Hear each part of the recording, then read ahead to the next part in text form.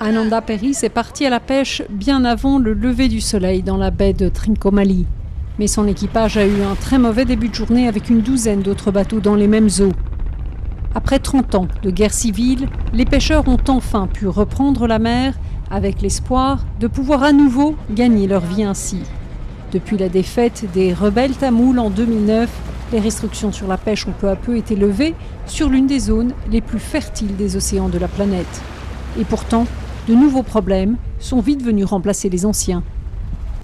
Le problème que nous avons maintenant, c'est que même si nous avons la liberté de sortir et de travailler, les stocks de poissons sont détruits de manière illégale, au point que nous ne pouvons même plus gagner notre vie.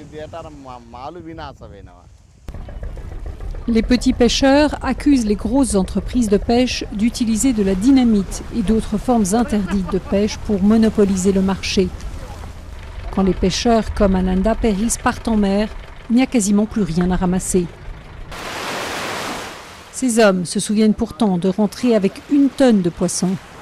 Aujourd'hui, ils n'ont attrapé que 30 kilos de thon, à peine de quoi couvrir le prix de l'essence. La pêche à la dynamite détruit les fonds marins autant que les petits poissons et que les œufs de poisson, donc il n'y aura plus de quoi pêcher à l'avenir.